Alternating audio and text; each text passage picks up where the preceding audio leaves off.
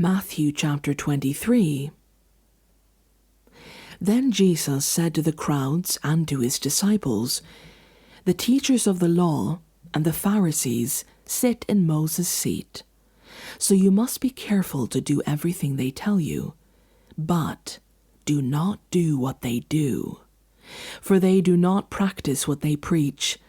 They tie up heavy, cumbersome loads and put them on other people's shoulders, but they themselves are not willing to lift a finger to move them.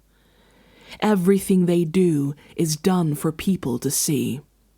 They make their phylacteries wide and the tassels on their garments long. They love the place of honor at banquets and the most important seats in the synagogues. They love to be greeted with respect in the marketplaces and to be called Rabbi by others. But you are not to be called Rabbi, for you have one teacher, and you are all brothers. And do not call anyone on earth Father, for you have one Father, and he is in heaven.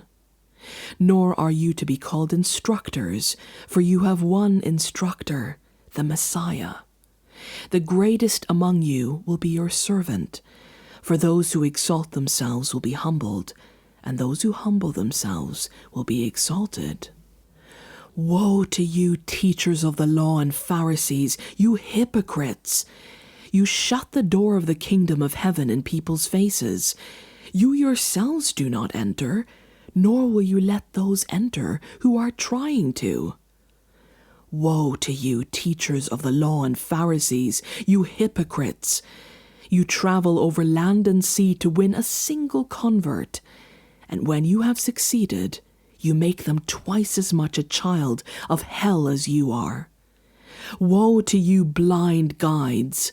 You say, if anyone swears by the temple, it means nothing, but anyone who swears by the gift on the altar is bound by that oath. You blind men! Which is greater, the gift or the altar that makes the gift sacred? Therefore anyone who swears by the altar swears by it, and by everything on it. And anyone who swears by the temple swears by it, and by the one who dwells in it. And anyone who swears by heaven swears by God's throne, and by the one who sits on it. Woe to you, teachers of the law and Pharisees, you hypocrites! You give 1/10 of your spices, mint, dill, and cumin, but you have neglected the more important matters of the law, justice, mercy, and faithfulness. You should have practiced the latter without neglecting the former. You blind guides! You strain out a gnat, but swallow a camel. Woe to you, teachers of the law and Pharisees, you hypocrites! You clean the outside of the cup and dish, but inside they are full of greed and self-indulgence. Blind Pharisee! First clean the inside of the cup and dish, and then the outside also will be clean. Woe to you, teachers of the law and Pharisees, you hypocrites! You are like whitewashed tombs, which look beautiful on the outside, but on the inside are full of the bones of the dead and everything unclean. In the same way, on the outside you appear to people as righteous, but on the inside you are full of hypocrisy and wickedness. Woe to you, teachers of the law and Pharisees, you hypocrites! You build tombs for the prophets and decorate the graves of the righteous, and you say, if we had lived in the days of our ancestors, we would not have taken part with them in shedding the blood of the prophets.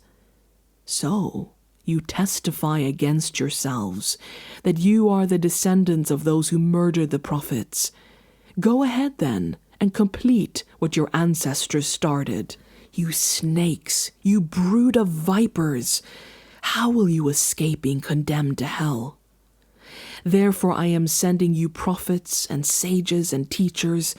Some of them you will kill and crucify. Others you will flog in your synagogues and pursue from town to town. And so upon you will come all the righteous blood that has been shed on earth, from the blood of righteous Abel to the blood of Zechariah, son of Berechiah, whom you murdered between the temple and the altar.